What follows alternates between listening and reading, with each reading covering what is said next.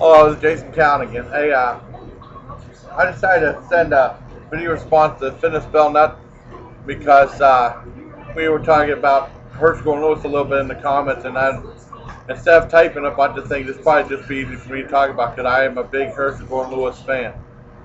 And oh, first of all, I was showing this off. I got when I was at Dollar Tree, they had a whole bunch of these cool refrigerator mags with movie posters on it. I got King Kong, I got Fall of the Fleet, I got a Charlie Chan one, I got Night of the Opera, and I got one other one. I can't remember what the hell it was called, but I got one other one. Well, anyways, with the movie Filmhouse Fever and stuff, they have lots of Herschel and Lewis footage in there and trailers and stuff, which is really good. And that's one of my favorite videos I saw when I was in Fort Bragg. I used to make copies of videotapes, and the problem I did was I had like 45 minutes on one tape, so I just record that, and then I record the rest of it on another tape, and then of course I lost the one tape, so you know how that goes. But I mean, it's a real good show, and I like the movie very well. There's one mistake in it.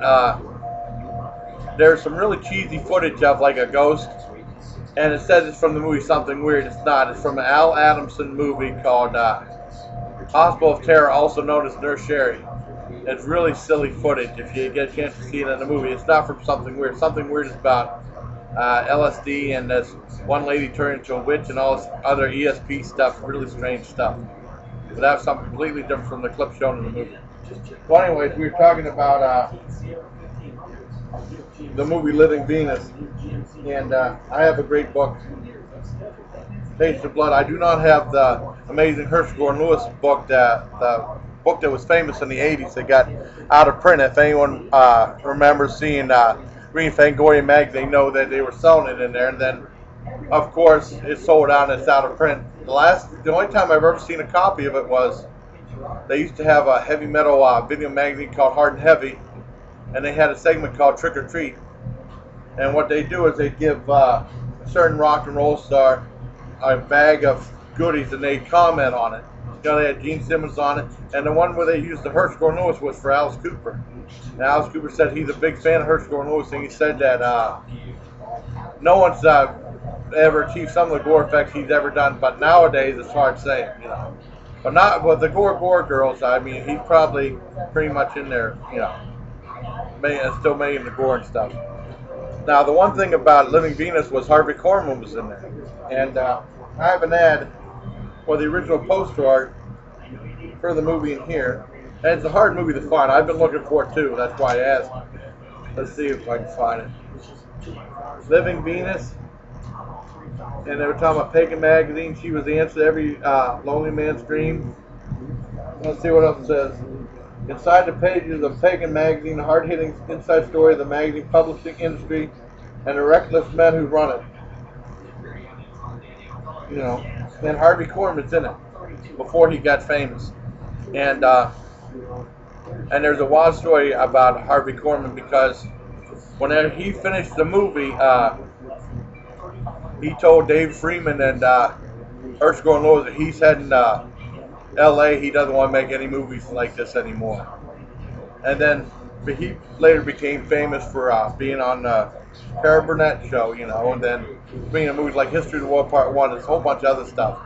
And unfortunately, like a year or two ago, he passed away. And David Freeman, who was the producer of the movie, had a story about that he met Harvey Korman on an airplane. He was really happy. He has a very jovial nature and stuff like that, David Freeman. And he wanted to talk to Harvey Korman. Harvey Korman wasn't interested in him. I think he was embarrassed with the whole movie and the whole experience and stuff like that. You know, it's a cult classic, but it's very tough to find. You know, and but there has been a list of famous people that have been in some Herschel and Lewis films, like how This Stuff Is Gonna Kill You. Tim Holt, who hasn't made a movie in a while, was in that, and then also Larry Drake, and also Joe Flaherty's brother Paul Flaherty was one of the cameramen in the movie. And then don't forget, Henny Youngman was in the Gore Girls, probably his most gruesome film he's ever done, you know. And then trying to think, when I was checking online, this one company was asked for money to help restore 3 of his old movies, and they were asked for $10,000. I think they ended up getting like $15,000. They wanted to restore Linda and Abilene, the XTs of Women, and Black Love. Well, apparently when they got the money to restore these movies, and then I was looking through TLA catalog, which is a porno catalog, but they have cult films in there, and they have some of the lost films of Herschel Gordon Lewis, and it's these 3 films. I think it's like $23. I think it's in Blu-ray and digital copy and all real fancy stuff for Herschel Gordon Lewis. Because I remember he just has those releases on Something Weird Video. Well, anyways, that happened, and then those movies are out there, and then I also want to say anyone who likes Herschel Gordon Lewis, there's one of his rarer movies called Suburban Roulette is right on YouTube. It's Suburban Roulette full movie hosted by Joe Bob Briggs. It's very entertaining and silly, and there's these little kids that are really funny in the movie. They make the movie, but that's about because he did exploitation films aside from his gore films. He did exploitation films that that were basically just things that happen on the time, like swingers and stuff like that. That's what the movie's about. And basically, if there's like a object of the time and stuff like that, they just make a movie about it. That's what exploitation is. That's all it is. And also, the interesting thing about this movie is this book right here. And for the people that wrote it, I remember my first experience with Herschel Gordon Lewis is their first experience. Remember Continental Video back in the 80s, back to people that remember going to the video store and stuff like that. They had the one for Blood Feast, and it had a very gruesome picture of the girl that at the beginning had her tongue ripped out. It's all covered in blood and stuff like that. And that's how they were shocked. Now it's commonplace for stuff like that, the way they get away with stuff in movies now. But that was a big deal back then, and people used to rent that movie, and that's how he got discovered again through Continental Video. And then not too long after that, Something Weird Video happened along. And pretty much that's it. And then the story of Living Venus. And also, something interesting about Living Venus, I made a mistake. I thought that Prime Time was his last movie with a union crew, but Living Venus was. And there's a story about that right in here. We'll find it. I had it late, but I took, okay.